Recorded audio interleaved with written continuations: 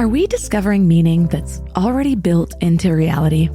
Or are we just making it up as we go in a universe that couldn't care less? Last week, we dove into the wild possibility that our reality might actually be a simulation. But today, we're tackling something just as mind-blowing. What happens when you tear down religious or even spiritual beliefs and have to build something new from scratch? I grew up with Christianity, seemingly giving me all the answers while also making me all the more confused. Heaven, hell, God watching everything, the whole package. And then I started asking questions that nobody could answer, especially people at church, and my entire belief system crumbled. And that's terrifying. It's like you're standing in this void where nothing makes sense anymore, and you have to figure it out all by yourself. What no one tells you about spiritual deconstruction is that the void isn't just intellectual. It's emotional, social, even physical. Your entire identity gets ripped apart. The community that once supported you becomes foreign territory. The certainty that grounded you vanishes. And for me, that process was both devastating, but ultimately pretty liberating. When I started rebuilding, I discovered something fascinating. Every time I thought I'd found the answer, life would show me a whole new dimension of reality that I'd never even considered. I learned to love the questions themselves more than any single answer. And what excites me most about today's conversation is how it reveals all of the hidden assumptions beneath most spiritual debates. That someone has to be right and someone has to be wrong.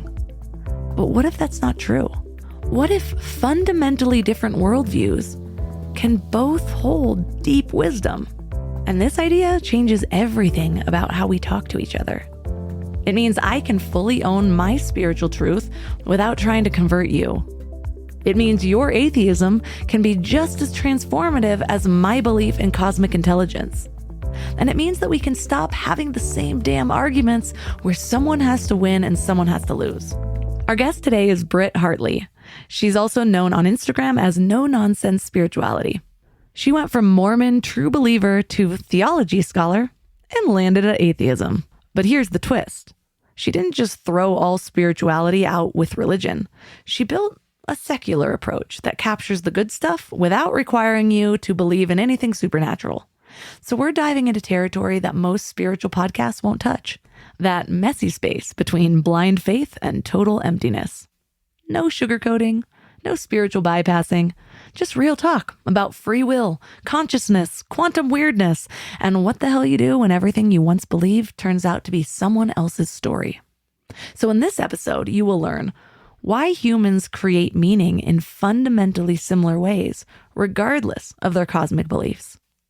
How suffering can be both brutal reality and catalyst for transformation. And the unexpected freedom that comes from separating your identity from your beliefs. This show is sponsored by BetterHelp. You guys, workplace stress is killing us. 61% of people are dealing with stress levels that are way beyond normal. So if you're feeling it, you are not alone. I used to think I could just push through everything. Work harder, sleep less, pretend I had it all figured out. But that approach nearly broke me. I am all about following your joy. If that voice in your head is telling you to make a change, listen to it. Maybe you are ready to quit your job. Maybe you do need to flip your whole life upside down. But either way, you need support and tools to navigate it well. And that's where therapy comes in. Modern therapy teaches you how to set boundaries without feeling guilty, how to manage anxiety before it spirals, how to make big moves from a place of strength instead of desperation. And BetterHelp has over 30,000 therapists and has helped 5 million people worldwide. And you can talk to someone from your couch. No waiting rooms, no awkward scheduling. Therapy gives you the clarity on whether that voice telling you to make a change is your intuition or just the Sunday scaries. But either way, you deserve support.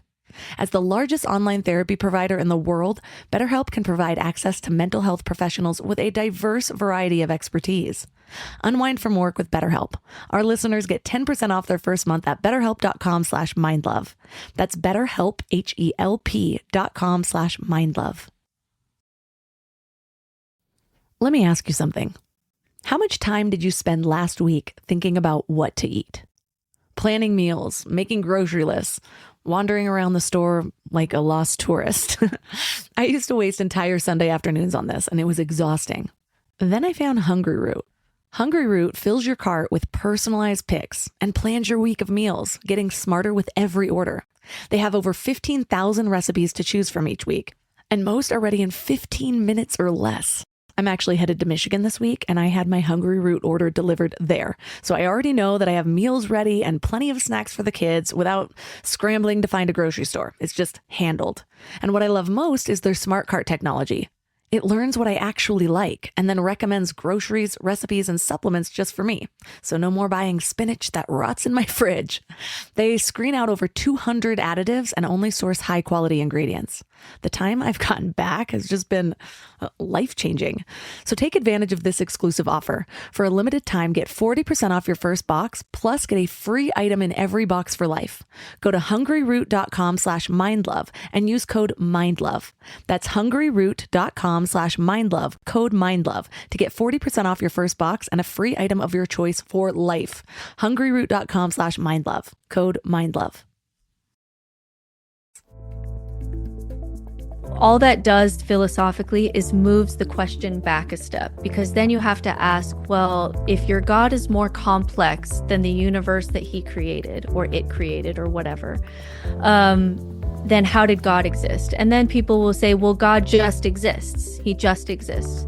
So then those people are arguing, this is where they get kind of torn up in atheist debates, is you're allowing the argument that some complex things just exist. They're allowing that argument for God, but they're not allowing that same argument for the universe. Maybe the universe just exists the way that people believe that God just exists. Turn up your frequency with Mind Love. Bite-sized brain hacks for seekers, dreamers, and doers. It's time to give your mind a little love with your host, Melissa Monti. So tell us your story. You've gone through this incredible evolution in your belief system, and honestly, so have I. I found your work because your journey of growing up religious and then completely reshaping your worldview when it stopped making sense just mirrors my own path in so many ways. As we were discussing before we started recording, we've landed in different places spiritually, but I love how your perspective challenges me. You'll say something that shifts my entire framework, and not because I automatically agree, but because it opens this new door of possibility that I haven't considered. So that's why I wanted to have this conversation. Two people who questioned everything, rebuilt their belief systems from scratch, and ended up with different answers, yet can still connect authentically. So tell us how you transformed your spiritual understanding and made this journey the cornerstone of your work. Sure. And yeah, to try to explain your whole life in a couple minutes is sometimes difficult, but I'll do the best I can. So I was raised Mormon and then kind of had multiple kind of faith crises once when I was a teenager. By the time I was a teenager, I would have called myself a nuanced Mormon, and then had a faith crisis with Mormonism, so lost faith in Mormonism entirely. And I just figured I'm in the wrong religion, so I go into kind of Christianity. As far as education, I have my undergrad in history, and then I went to study theology because I really wanted to know more than anything if there was a God, and I wanted to know more about the Bible. I wanted to understand God better, get closer to God. So I have a master's degree in theology. By the time I got to my dissertation in my doctorate program, I had actually then lost my faith in God, which is actually a very common thing to happen when you're in theology school. Nothing creates atheists more than actually studying the Bible. So then I was at kind of a crisis. I had what you would really call like an existential crisis or a dark night of the soul or nihilism, where I lost my community. I was losing my marriage. I lost my identity. I lost any sense of morality and community and meaning and purpose. And I just lost all of it. And I was just this newborn baby, like floating in the abyss without any way to orient myself. And I also, especially coming from Mormonism, was very allergic to truth claims. And because I know how those can be manipulated, and I knew now how cognitive biases work and how confirmation bias works and all those things. So I got very stuck, and that was a dark time for me. And then, with all of this, the theology and philosophy study that I've been doing the past 20 years, I wanted to separate out the tool that's helpful for people, including me, from kind of the dogma and the truth claims wrapped around it. And for me, that meant something like secular spirituality, which is how can I get all the benefits of religion and spirituality without requiring me to jump through hoops of faith that I can't really do anymore, especially as an ex-Mormon, because I know what it's like to have to jump through faith hoops in order to get something. It's just not something I could do anymore. So then I went to a 2-year spiritual direction program with the Center for Non-Religious Spirituality. So my full-time job now is especially helping people who are post-religious deconstruction reconstruct their lives in a meaning-filled, purpose-filled, connected, spiritual, thriving way with as many tools as possible, that where I don't have to say you have to believe something in order to get these tools. So I enjoy, I'm a full-time coach now, and I call myself an atheist spiritual director. And the majority of the clients that I see are people deconstructing from religion, and also people in nihilism who need help, but are very high in skepticism. And so a lot of the help out there just can't reach them because they feel like they have to turn off their rational side, and they can't do that, and then they get stuck. So that's a little bit, hopefully there's something in there that was interesting to you that we can talk about, but that would be kind of the main story there. Yeah, I'm interested to know, what does it look like to, you mentioned having the tools, that's really the kind of the spiritual side, but then the atheism. And so is that just what you call it, or is there any, like, where do you see the spirituality in that? Yeah, so all these words are really tricky because we don't have secular words to describe a lot of these things. And so a lot of these words come with a lot of religious baggage. So I understand when people don't like or are confused by the word spirituality, but we just don't have a secular word that quite means the same thing.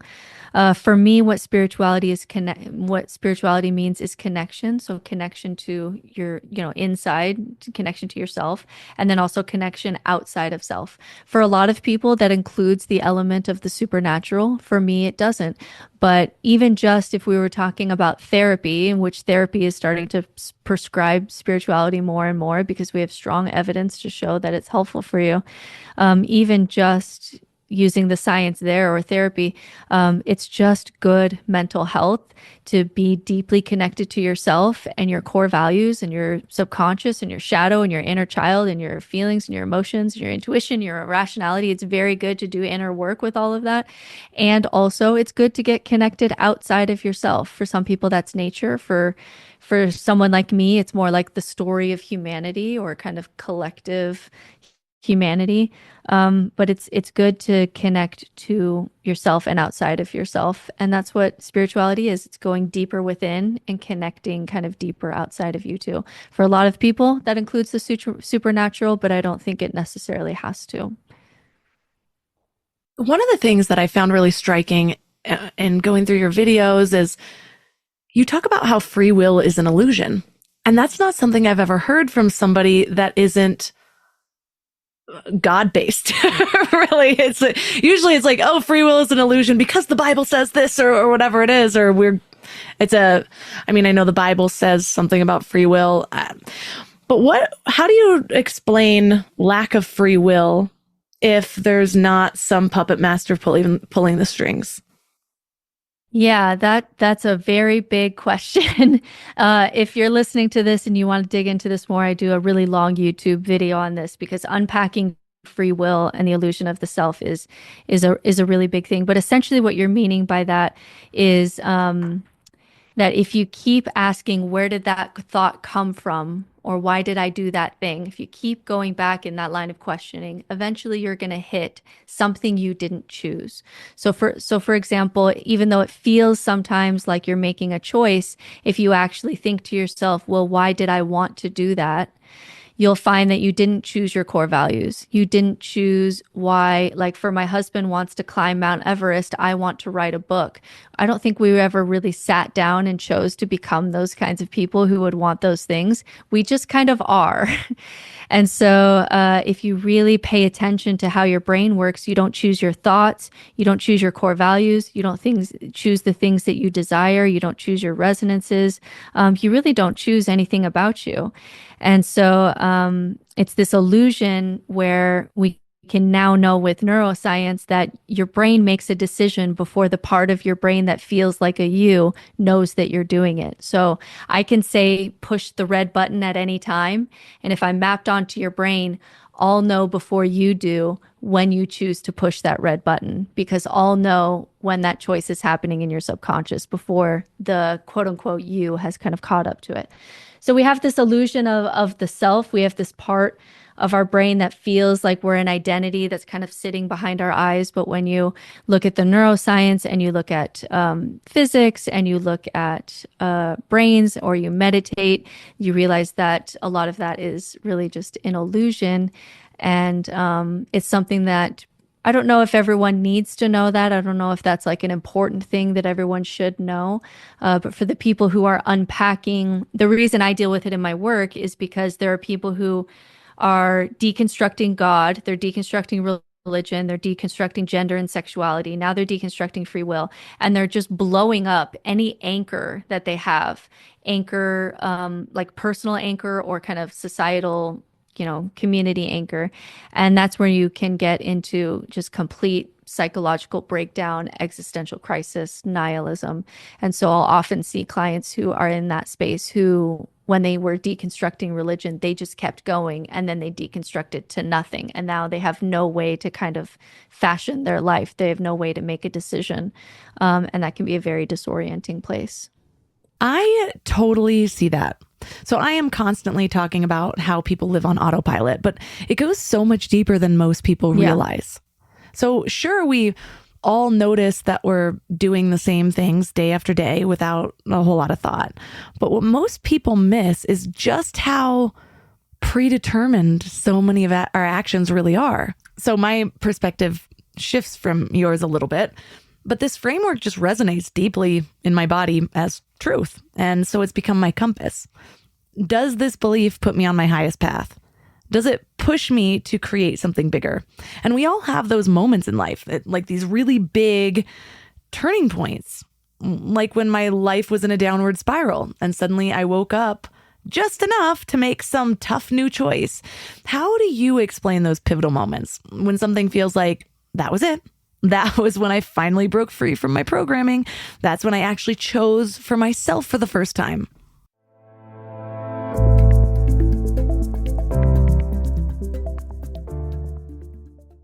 Yeah. So what you're talking about is a view of free will called compatibilism, which says essentially that yes, even though there's a lot of determinism and autopilot going on, there still seem to be these moments where we can rise above our conditioning and make a more or less conscious choice, or have at least more or less have more or less agency. So in that moment where you're able to see a pattern and choose to go in another direction, you had more agency in that moment than, for example, a heroin addict, and where their brain is at that specific amount of time, or that specific point in time. How that kind of maps onto the free will conversation is, there are some who are compatibilists who say that's close enough to free will that we're just going to call that free will. Daniel Dennett would be a great proponent of that idea. So you're not alone in your views there. And then free will determinists will challenge that and say, yeah, but why was it that moment? Why that moment? Did you wake up that day and choose, I'm going to have this, more transcendent experience, and I'm going to choose to go in another direction? And even when you chose to go another direction. Why did you want to? Were you listening to Brene Brown for the past year? Were you inspired by this person or that person? So if you actually pay attention to where you were moving to and why, there was still maybe an element of determinism even in that too. So it just kind of, that becomes a more philosophical debate that really only makes sense for philosophers to have. But you're not alone in your views in being a compatibilist that were those moments where you seem to be more aware and seem to be more aware of what's going on in your subconscious, more aware of your patterns, making more intentional and conscious choices. For some people, that's as close to free will as perhaps humans get. And so we may as well just call it free will. And that's compatibilism. So you're not alone in that. Okay, so I am going to share my worldview with you. And I don't know if you're going to think I'm batshit crazy or a damn genius. I'm excited. Yeah. Okay. So my understanding of free will aligns more with quantum physics in an interesting way. So when we look at quantum mechanics, and particularly the many worlds interpretation, reality isn't just this one linear path, but it branches into infinite possibilities in every moment. So I don't really believe in free will in the traditional sense, but I do believe our consciousness jumps tracks between realities. Multiple timelines exist all at once, infinite versions of us playing out different scenarios. And so our consciousness jumps tracks between these realities, and those really big shifts in life, the big moments, that's us switching timelines. So I'm not suddenly making better choices out of nowhere. My awareness is literally moving to a timeline where that better version of me already exists, which is why some choices feel so huge. I'm not changing the script on my current path. I'm jumping to a whole new script. And every jump puts me on a path with higher choices and better alignment and more growth. Does that make sense with your framework at all? Yeah, and we all have stories, whether we recognize it or not, because we're humans and we're in this world. We don't really know why we're here or what happens after we die, and life is chaotic and it's confusing. And our brains are pattern creating, meaning creating machines. That's just what our brains do. So I have no issue with your story. If you were perhaps like evangelizing people and starting to become a cult leader, I might like email you and say like, girl, I'm concerned. But as far as just like, this is a story and a narrative that helps you to access what you see to be the best version of yourself. I don't necessarily have issues with that, because I think it's okay that we use our brains that tell stories anyway to tell the kinds of stories that help us to live our best lives. So as long as we keep away maybe from the culty aspects of where some of our stories can go, I don't think there's anything wrong with visualizing. So for you, you have a visualization that helps you to access a higher version of yourself who's more in line with your core values. And so it's a tool that you've developed. And I'm not against tools. I just don't want us to be so wrapped around the dogma or the truth of our tool being true that we now get caught into, either cult, or you just get caught in the rabbit hole of your own brain and your own and you have no way to kind of check your ego on your spiritual path. So it's a long-winded way to say I think it's okay to use tools and visualizations and stories to be able to verbalize things that are very subtle that are going on in our brain, and that's okay. We just have to be careful with claiming it to be objective reality, or even now starting to push that objective reality onto others. That's where we start to get into things like spiritual violence. Yeah. In my dark night of the soul, I didn't go to theology training, but that's when I really I had to understand where my programming came from. And so there was a period of time where I went to there's absolutely nothing. And then that just didn't feel right to me. And so I just started seeking Eastern religions, philosophy, all sorts of different worldviews, and just started finding what at least felt hopeful to me. And then there was still this part of me, because of how long and how entrenched I had been in Christianity, of like, I'll just say this little prayer just in case there's a chance of me going to hell. And I lived in that place for a lot of my 20s.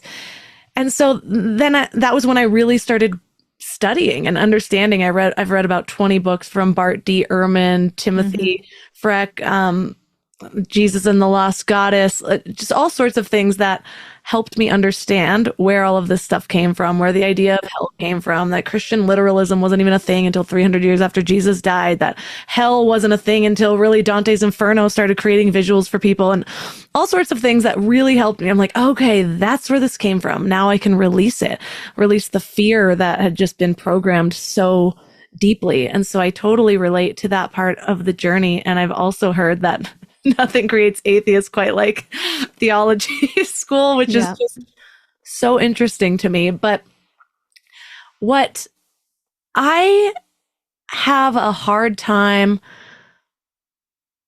coming to is how order is created from chaos. So to me, regardless of the scientific framework of how things came into being, there had to be some sort of divine intelligence. There's some sort of intelligence, whether you want to see it divine or not.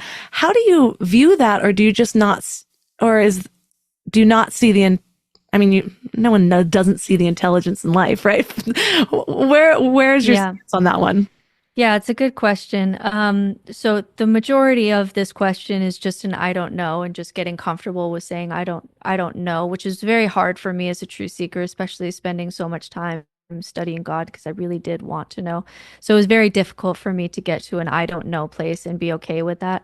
So the majority of that question is I don't know. If you were to push me a little bit more on it, I would say that whenever you try to add God to the equation, it doesn't really solve the problem. So if you say that something like this planet, because there is laws of physics, there has to be an intelligent creator, because complex things can't just exist, because that feels absurd to us. All that does philosophically is moves the question back a step, because then you have to ask, well, if your God is more complex than the universe that he created or it created or whatever, then how did God exist? And then people will say, well, God just exists. He just exists. So then those people are arguing, this is where they get kind of torn up in atheist debates, is you're allowing the argument that some complex things just exist. They're allowing that argument for God, but they're not allowing that same argument for the universe. Maybe the universe just exists the way that people believe that God just exists. And maybe they're one and the same. We really we don't even know what consciousness is. We don't know if consciousness is an inherent part of the universe or whether it rises from material, explanations. So until we know more about the origins of life, until we know more about what consciousness is, we can't rule out creators and things like that. Where I have a problem is there's a difference between deism and theism. Deism is just there's a creator God because we can't make sense of the science any other way. Like there's an argument to be made for that. I'll listen to that.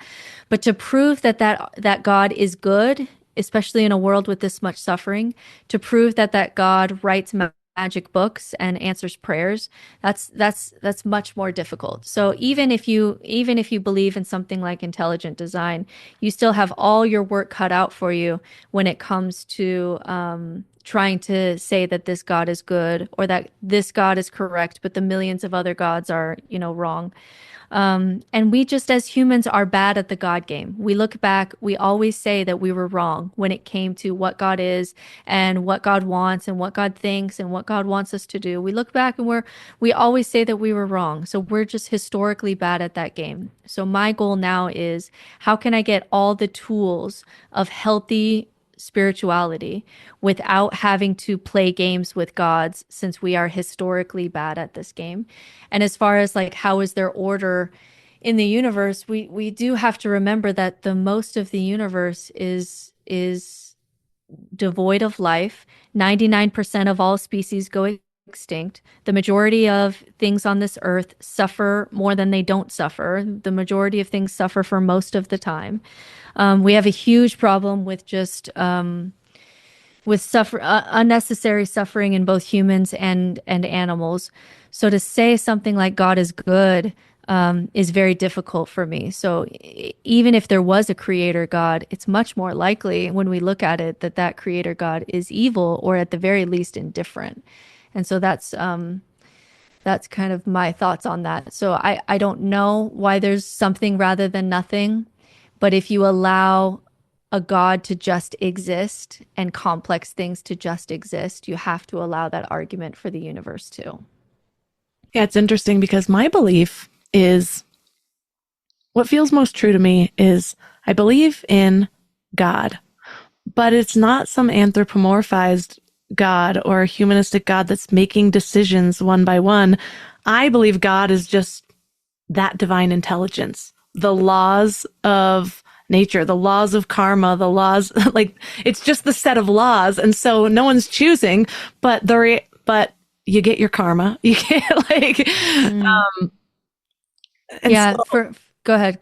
oh yeah. And so they're sort of the same. We're just in a different Yeah, so visualization, I guess.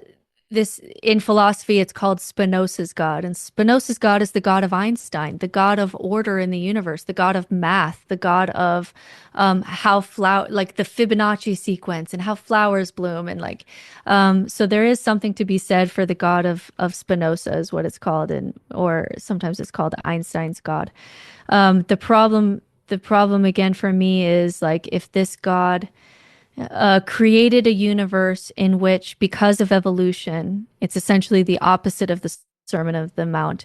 The strong live through violence, and the weak die. That is evolution. That is the majority of what's going on here is violence. And Neil deGrasse Tyson talks about this, that everything on this planet would kill you if it could.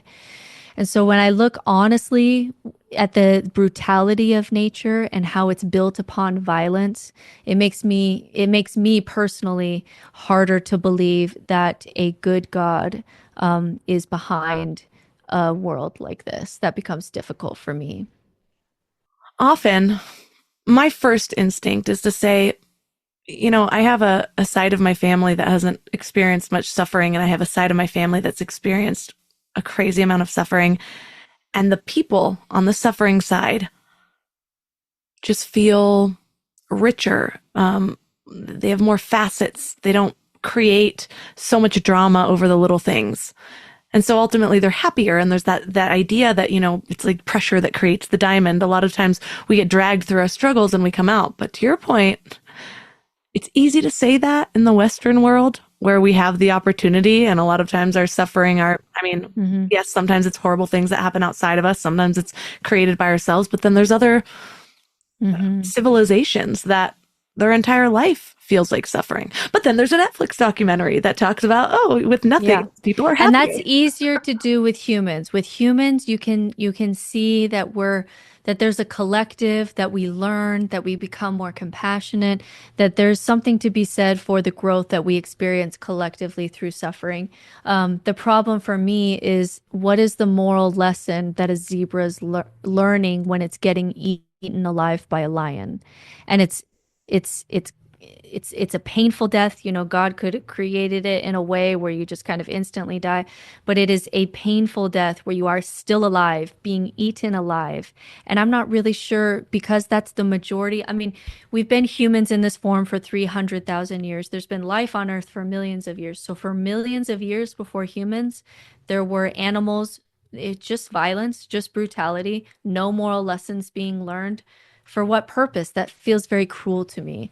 So I'm with you with the human aspect of how suffering can maybe be a part of growth or a part of our story. It makes it difficult for me to think about millions of years of animal suffering with no humans there, for no moral lessons being learned at all. That just feels cruel to me. Yeah. We all like to say it's just nature. It's funny because I live in Big Bear, in California, and we have the most famous eagles in the world here. There's a webcam attached to their nest. Yeah, is it the babies? Did the babies died, right? Just one Is that baby what died. happened? Oh, one baby died. Last year, they lost all their babies, and so everyone was very sad about it, and they ate them. And then this year, they had 3. The last one took a while to hatch. It finally did hatch. And then all of a sudden, we had the biggest snowstorm of the season, way late in March, right when they had their babies, and one of them died, but we didn't actually see it happen. And then finally, 24 hours later, we see her pull it out slowly, and then she's like cawing as her eagle husband is bringing back some food, and people are like, she's mourning over her baby. And it's just so funny to watch all of the comments in there about how, like, oh, she's mourning, and somebody else is like, she does that every time there's a feeding. Like, we can't keep projecting our human emotions on these animals, and this is just how nature works. And I'm sitting here and I'm like feeling it pretty deeply, and I'm like, this is just how nature works, but it's still sad. Maybe we're not meant to see it. Is she suffering? I cannot tell. And so it's funny how half of us are like, they're having all the emotions that we do. And then the other half is like, there's no emotion. It's just nature. The truth is probably somewhere in between those two, as I think you're pointing to. Maybe they don't perhaps have the language and the level of suffering as when a human loses their child. But all you have to do is be around a dog or an elephant or the dolphin or something to know that they're not robots. You know what I mean? When they are getting eaten alive, they don't want that. It hurts a lot. When they starve over the course of a month, because it takes them a month to fully starve to death, they don't want that, you know? And so it seems to me it was something that's much more hard, was much more hard when I was a Christian, is how did a God who created the Sermon on the Mount, who talks about the meek inheriting the earth, create a system in which the meek always die and the strong survive through violence? How are those two the same God? And that was very difficult for me when I was a Christian. What I had a lot of difficulty with, and it was one of the first things that really created a splint in my, well, I had many questions, but this was one of those that I couldn't get around. I remember saying, why is abortion evil, but this world is a testing ground and those babies are going automatically to heaven? And I remember I was going through a really hard time in my life, a middle school breakup or something like that, where it feels like your life is ending. And I was like, it would have been so much easier. None of this suffering. I don't understand why that's the bad thing. And that is people will sometimes laugh at that and call that irrational. But if you are taking your belief seriously, it is terrifying. If you're taking your Christian belief seriously, that you are bringing in children that could burn in hell forever, then the logical, compassionate response to that is to not have children. Or the woman who drowned her babies because it's an instant ticket to heaven.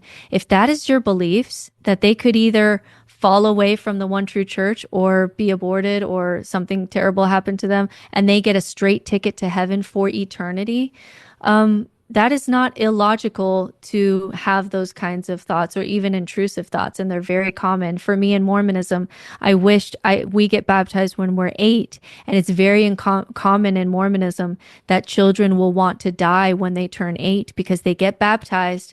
And the only way to go from, I'm pure in this moment, the only way to go from here is down. And they will want to die when they are 8 years old because logically that makes the most sense. That's your fastest ticket to heaven, is to get baptized and walk out in the middle of the street and get hit by a bus. So again, none of this, it sounds crazy, but when you take the belief seriously, it's actually not crazy. It's logically taking these beliefs seriously. Well, it is really difficult to believe that God is good and be a Christian. You're told that God is good, but all you have to do is read the Old Testament. The Old Testament, every other line, God is just demanding people to murder one another, literally killing, responsible for millions of deaths. There's a priest that I had on my show in January. His name is Dr. Sean O'Leary, and I love his book. It's called Setting God Free. And so he went through a similar journey as both you and I, and we all just kind of ended up in slightly different places. But he goes through the entire Old Testament, basically showing how it's just a murderous, psychopathic God. And he had and a narcissist. Like he's always like jealous of other gods, and he wants to be worshipped all the time. Like, how are like you he's saying a there's no other hardcore gods, but narcissist. then you're mad at them. Like, if you don't Yeah. believe they exist, why are you so mad that the other gods? Yeah, he's super petty. Exactly. And so his whole book, like the whole first 2/3 is really going into so many details about all of that. But then he gets to a point of like, doesn't mean you need to give up a belief in God, but like, let's realize that we are projecting God in our image rather than the other way around. And he sort of talks about like the divine laws. And so I just love his mindset. But it's interesting because I tend to attract Christian debaters. And I've just gone too deep and know too many details from all of that. And you just get to a point of, well, I'll pray for you or something like that is where they come to. Yeah, I get that a lot. I'll start to engage in the comments, and then when they want to walk away but feel like they're walking away on the high ground, they'll just say like, I'll pray for you. And that's just their thought ending cliche for like, I want to walk away but still feel good about this conversation, so I'm going to say I'll pray for you. Even though, they usually don't. And even if they did, I'm not quite sure what they were thinking would happen. So where do you get your motivation to just do good, help people without what a lot of people think is the root of that motivation of a higher power? Yeah, it took a little bit of uncoupling for me to move my moral system from a vertical system to a horizontal system. So vertical morality is it's right because God said so. And so when you lose that, it's almost like if you were in a classroom and you told all the kids that the teacher has a camera in the corner and the teacher is watching you, and that's your moral system. It's right because God said so, and God is watching you. And so if the kids find out that there is no teacher, there is no camera in the corner, you could expect that when you're built on a moral system of vertical morality, that the kids would start running around and causing all kinds of ruckus because they've been built on this system where it's only right or wrong because of God. And so when you lose God, some people can feel like their morality is unhinged. But we can move towards systems of horizontal morality, which is we as humans, because we're conscious, can suffer more or less. We can suffer and we can thrive. And there's a spectrum there. And some things that we do to ourselves and to each other can lend towards thriving, and some things lend towards suffering. And because I know what it's like to suffer, then I just don't want to cause that kind of suffering onto others. And that's actually been a more stable moral system for me than trying to figure out what God would want at any specific time, especially in religion, where often you get certain doctrines where you have to override your natural morality in order to follow what you feel like are God's rules, which is where you get into a lot of trouble and get a lot of damage from religion. So for me, I try to be a good person because I'm happier and my relationships are better and I have more meaning and purpose in my life, and I can look myself in the mirror and I have more inner peace, and I know what it's like to suffer. I know what it was like when I was in my dark night of the soul and I couldn't talk to anyone, and I would have given $1 million to talk to somebody who understood what I was going through. And to be able to do that for another person and sit in that with another person and be a wounded healer and be able to help someone where I was previously hurt, it feels good for me, and it also helps them and helps the world. And so it's just a win-win for everyone. We have no data to prove that immoral living leads towards human happiness and thriving. Morality is a part of what it means to live a life that's worth living. So even if there was a way, even if I don't believe in God and I could prove that there's no God and there's a way that I could steal $5 million and live in a mansion, I wouldn't, because I would know that inside that mansion, I would always have to be distracted because I wouldn't be at peace with myself. I'd have to lie in my relationships, and my relationships would be less intimate. I would feel like a hypocrite in my work, which would make my work less meaningful. And so I wouldn't do it even if I knew that I I wouldn't get caught, I still wouldn't do it, because my morality has this horizontal aspect of morality where I'm caring for myself and caring for my relationships and caring for humanity and caring for the world. And I'm happier and everybody else is happier when I do that. So there's no reason not to. It's interesting to me because we've gone through such a similar path. And one of the reasons that I wanted to bring you on is I'm never sharing with people like my beliefs are the only way to believe. They're shifting so much that if I convince you of what I believe right now, then next year I'm going to have to reconvince you. So I'm just taking input. And that's good. That means that your identity has been uncoupled from whatever you're thinking or believing at the time. And that's a sign of a very healthy ego. So that's a good sign. Thank you. But here's something I notice about science. Most people dig deeper into science and just get more materialistic. But I look at quantum physics and I feel like it's almost proving magic right now. Think of the double slit experiment. Particles that change behavior just because they're watched. That's so reality bending. And then nature's systems just fit together with this ridiculous precision that statistics can't explain. At some point, we have to ask if calling something science is just a way of avoiding the word divine.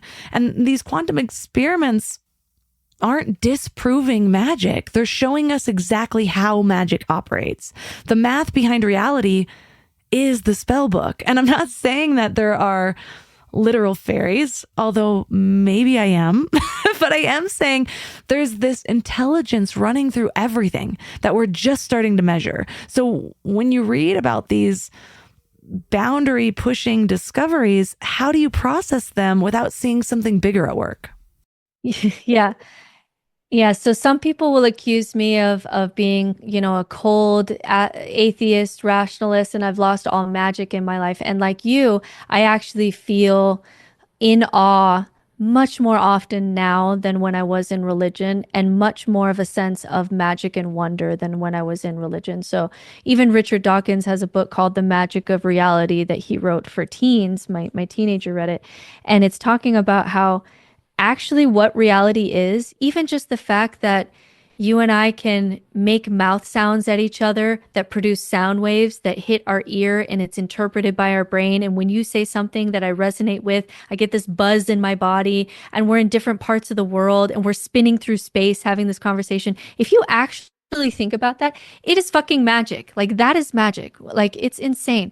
So for me, being an atheist doesn't mean that I don't live without wonder. In fact, the magic of reality, how little we know, and the things that are mysterious, like quantum entanglement and consciousness, all these things that are just fundamentally mysterious.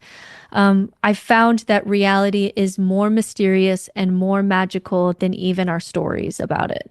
And so I live with a high level of wonder and awe, and feeling like things are magic, and feeling like being alive is such an interesting thing to happen and rare thing to happen in this universe, for you to be alive and for you to be one of the eggs that was able to actually come to life when most eggs are discarded. And it's just, there is something miraculous about it that brings me to awe. I just am unsure whether or not I want to call that divine or God, because there's a lot of aspects of life that are very brutal and very hard, and not the way that I would have designed it if there was an intelligent designer. And so I want to be fair to both things. I want reality is both more terrible and more beautiful than I imagined in religion. And it's both for me. It's both.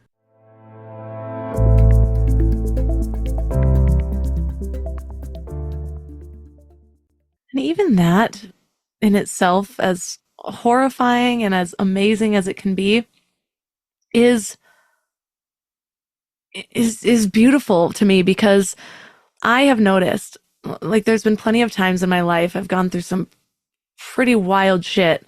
And now, like I was saying when I was comparing sides of the family, I often find that the depths of my pain creates the heights of my joy.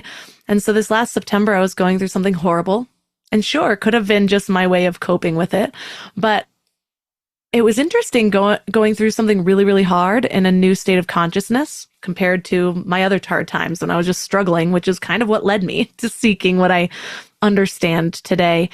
And I was sort of amazed. It was like one of those observer things where I could see myself handling it, all the meaning I was trying to create. And then there was this other part of me that was like, okay, be aware of the meaning that you're creating about this, about yourself, about your body, all sorts of things. And I just couldn't help but think, I'm so curious as to who I'm going to become after all of this. Like, what is this leading me toward? Because every other rock bottom I've had really pushed me toward so much of who I am today. Yeah, and there's certainly something to be said for experiencing the depths and the heights, because anytime we have a numbing behavior, when we're trying to numb the depths, we know that it also numbs the heights too. And so to actually, so much of why we suffer is because we want to reduce kind of the depths, but then we also then become more depressed because we also then numb what's beautiful and connective about being alive. So a lot of spirituality is gathering tools and resilience for being able to hold both, being able to hold life in all of its terror and horror and suffering, but also in its beauty and its mystery. And so I think a good spiritual path, you're continually extending in both directions. You're able to hold more suffering, but you're also able to hold more joy. And I think a well-developed spiritual path, that is what you'll see. Yeah, I'll just leave it at that. One thing that tends to be attributed to spirituality, but it also comes up in science is the idea of oneness or everything being connected. How do you see that concept? Yeah, it's a state of consciousness that we can study. We can plug up your brain and invite these experiences either through psychedelics or guided meditation or other ways. And we can see that your brain is less neurotic, it's less self-obsessed, it's more connected. You feel kind of a drop of your ego, and so you feel more connected to everything. You'll have an increase of gratitude. You'll have an increase of compassion. You'll be able to let frustrations and grievances go in your relationship. So we have a lot of science on these states of consciousness. The question is it a state of consciousness that we're experiencing in our brain? Is it something happening at the level of the brain? Or is it something happening that's bigger than the brain? And to that, we just don't know enough yet. So it may be that near-death experiences is what is happening when these chemicals are dumping, DMT are dumping into your brain at the time of death. And so you'll get these kinds of experiences. And that could all be happening at the level of the brain. In psychedelics, when you feel like you leave your body and go to another dimension, that could be happening at the level of the brain, or it could be something more, we don't know. So for me, the door's still open as far as what's happening with these things. But I tend to be a little bit more grounded just because I'm so allergic to truth claims and I'm so allergic to superstitions. But it is possible that all of this is happening at the level of the brain, that it can feel like you are looking down on your body or that you've left your body, but you're still there. It's just something that you're experiencing. So we're still learning what this is. We're still don't quite know what mushrooms are doing and how they're doing it. We don't quite know what's going on with near-death experiences, or even just how to access our subconscious wisdom. We're getting 11 million bits of information per second. We can attend to maybe 20. So our subconscious brain is just doing so much more than we even know that it's doing. And so all of that is still mysterious. I don't know yet, but I'm open to it being something more and having us have something like a soul. But so far, we're able to explain most of this really just at the level of the brain. It is interesting when you consider people like Dr. Jill Bolte Taylor, who was on my show before, and her viral TED Talk about having a stroke, also being a brain scientist and being able to witness it from another point of view. Have you seen that one? I haven't. Oh, I got to send it to you after this because it's one of the best TED Talks, most viewed TED Talks of all time. And she's such a good speaker, the way she gets into, but she was a brain scientist having a stroke and she witnessed her stroke And so was able to she was like fascinated. And the way she tells the story is so amazing. But essentially, she's describing something very similar to a psychedelic experience because one of her brain hemispheres went offline. And so there's that. But then there's also like, I have done several plant medicine experiences, and it's really hard to have one of those experiences and not be like, I just saw God, guys. Like, that was amazing.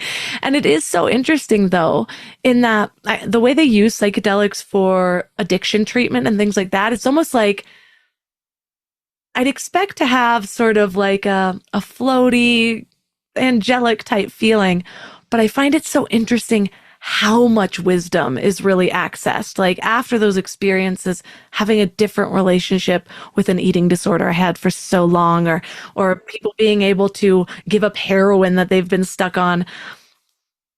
It's just interesting. And I'm not saying that it's God or whatnot, but what if we are just accessing that deeper wisdom, what can we do without the substance to get there also? Yeah, that is the question. That's because I do some plant medicine guiding, and that question right there is the crux of it, which is psychedelics can open the door to these states of consciousness, but anywhere you can get with mushrooms, you can get sober.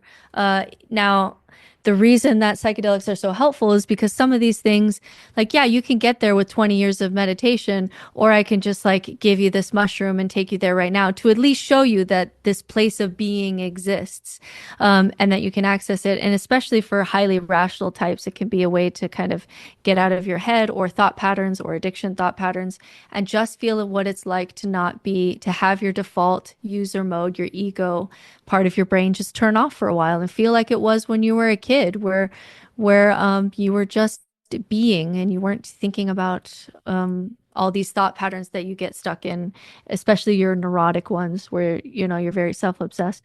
So it's possible that all of this is happening at the level of the brain, and we're just still coming to understand what this can do and how we can utilize these as tools. It's possible that it's something more is going on with that, but I tend towards naturalistic explanations over, oh, it's mysterious, so I'm just going to jump into the first, supernatural explanation, because I did that for a long time in religion, and it's just not an approach that has paid off for me. So for me now, it's mysterious, but I want to be able to access all of these tools and have all of these experiences with as little demands of faith as possible. So one of the studies that shifted me out of, well, it just got me questioning a little bit more. When I told you I went through a phase of like, no, I don't think anything exists. And then I was just I've always been drawn to spirituality. So I think even if something came and proved me wrong, I'd be like, well, I only have a few, like 50 years left in this life. I'm still going for it because it feels good to me. But one of the things that really was an input point for me was I listened to a lot of Ram Dass, and I just love the way he speaks. But his guru, Neem Karoli Baba, he ended up compiling a book just full of stories of seemingly mystical things that this man did in front of large groups of people. Things like at one point they like locked him in a brick room, and he all of a sudden was out wandering in the woods later on, or just all sorts of magical type things. And so that's one of the things for me where I'm like, yes, we read about these mystical humans that could defy physics back in the day. Why isn't it happening now? But then when I read stories about at least many witnesses of things that seemingly are happening now, it opens my mind a little bit to the option that there's maybe more than I understand. Have you ever looked into those things, and what's your reaction? Yeah, this is one where more ex-Mormons act differently than ex-Christians. So ex-Mormons, because our religion is younger, it's only 200 years old, we have essentially the bulk of Mormon history. So I can read, in comparison to Jesus, where we actually don't have eyewitnesses. The people who are writing about Jesus, as you read Bart Ehrman, weren't weren't there and it's very messy. But with Mormonism, you can watch how scriptures developed. You can watch claims of miracles. You can watch how someone becomes a prophet. You can watch how myths happen. You can watch how a religion is formed. And so ex-Mormons are much more likely than ex-Christians to become atheist because they get to see firsthand how a religion goes from nothing to something. And we have the entire history. It's a record-keeping people. You can essentially watch that happen. And so we tend to be more skeptical to miracle claims because there are 12 witnesses, there are 8 witnesses, 12 witnesses, whatever it is, to the Book of Mormon, who, even though some of them were excommunicated, they never rescinded that Joseph Smith was holding golden plates. And we have claims of miracles all over the place. We have prophecies. Some of them come true, some of them don't come true. And so when you get really good at knowing cognitive biases, hindsight bias, how myths are formed, how stories move from person to person in a game of telephone, and you get really good at knowing how that happens, it makes you a little bit more skeptical to eyewitnesses saying that something happened. In fact, Neil deGrasse Tyson is famous for saying that he was on a jury duty or something like that, and he claimed that he couldn't convict someone on eyewitness statements alone because he knows that the human brain is not a recorder. It's not a recorder. It doesn't press record. We are very bad, reliable narrators. Our brains don't remember things as they actually happened. Our brains are storytellers, and they create patterns and they create meaning, and they do it all their own. We have 180 cognitive biases. We're still discovering more. And so once you kind of do a deep dive into something like Mormonism, where you can watch how witnesses and stories and myths and miracles, you can watch that happen in real time, and you dig into some of the science there and how unreliable witness testimony is, then you get a lot more, to me, skeptical of some of these claims, because there's a lot of claims of magic everywhere, but when you actually look closer, they never tend to pan out. Well, thank you so much for everything that you've shared. I know we both end up I get a lot of people that are kind of going through that dark night of the soul. Hold on, like, I'm finally unraveling from Christianity. Thank you for what you've shared. And like I've said, we've both sort of just ended up in different places from this uncoupling. But I wanted to provide an outlet for those who don't really have, lean more towards, like, cause I'm just like, magic is everywhere. Like, if you look hard enough, we'll find fairies. So we'll see how our kids turn out. Maybe they'll become friends. And but I do want to say that even though like we've ended up in different places, the dangers in this world are fundamentalism and nihilism. In fundamentalism, it's too much order and it's suffocating. In nihilism, it's too much chaos and it's paralyzing. And so humans do best when they're in between the two. For me, I found that with secular spirituality, it gives me some order and structure. It gives me tools and resources, but it stays away from things that are going to tend towards fundamentalism or religion. And for you, you've deconstructed, but you've held on to some aspects of God or spirituality that you find useful for you in living life as your best self and continually curious and exploring. And when you find something new, you change your mind, which is a sign of a really good, healthy spiritual path, that you can get information and change your mind, which you're continuing to do all the time. So even though, I've said before that the difference between the most deconstructed Christian and the most spiritual nihilist is just a hair. So there may be, some hairs between us on certain things, but I think the important thing is we've both found a place where we've realized there's problems. I suffered when I was in more fundamentalist forms of religion. I suffered when I was dark night of the soul, like everything was falling apart. But in between that place is where humans thrive and where you can find healthy spirituality. So, I have different tools maybe than you, but I think we end up in overall a similar place. And you can see that just in the ways that we're able to still be growing and have this conversation and have it not be be, it's like, I don't feel like my identity is attacked. You don't feel like your identity is attacked, even when we differ. And that's the place that, I hope all people can find themselves in, because that's the place where we see human thriving the most, in between nihilism and fundamentalism. Well, I love leaving listeners with one thing to do or think about this week to just sort of bring all this into their real life. So I'd love to speak to the people that might be feeling that sort of, maybe they've just come out of a religion and they're just feeling like, well, what is this all for? And you mentioned that you coach people with some tools to sort of get their reality back in a way. What would you leave people with? Yeah, the first thing that I usually do with clients who are completely paralyzed, I don't know what I believe, I don't know what I am, I don't know what to do, I don't know anything. And this is something where I think you and I will have a lot of agreement, is it's really great that we have these bodies in these scenarios, because we don't choose our core values. For whatever reason, since you were a kid, you resonated more with justice or compassion, or you resonated more with rationality or intuition. You just do. It could be nature, it could be nurture, or a combination of the two. But for whatever reason, you have some core values that naturally feel more important to you than others. And that's a good thing.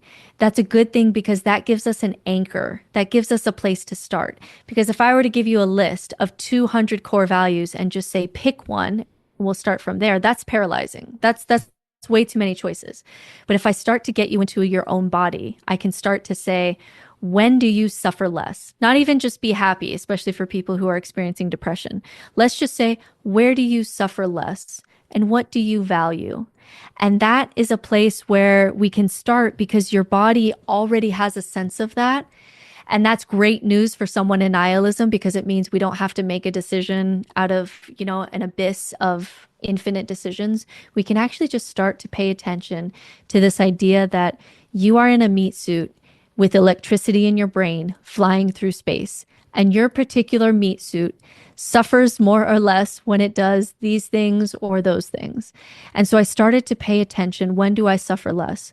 I really love deep conversation. I love podcasts. I love one-on-one coaching with people. I love skipping 10 years of small talk and really talking honestly about what it is to be a human.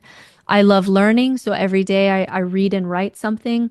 And I started to realize that, this meat suit is going to enjoy this ride of life a lot more if it starts playing the game that it wants to play. And that gives us a place to start. So I usually start with, where do you suffer less? What are your core values? And let's start making radical risks into your authenticity. So for me, that was, I'm going to leave theology school. I'm going to leave teaching seminary, and I'm going to be an atheist spiritual director, which is a title that I made up. Why? Because I'm going to die. And this is what I most want to do. Can I do spirituality with people without having to make them believe in God? Could I do that? I don't know if I can, but I'm going to try, because I'm going to die. And this is what I actually want to do. This is what this meat suit feels most excited about. And I started to take radical risks in that direction. And I rebuilt my life from top to bottom on how I actually want to experience the ride of life. And you can start with getting in touch with your own body. What are your core values?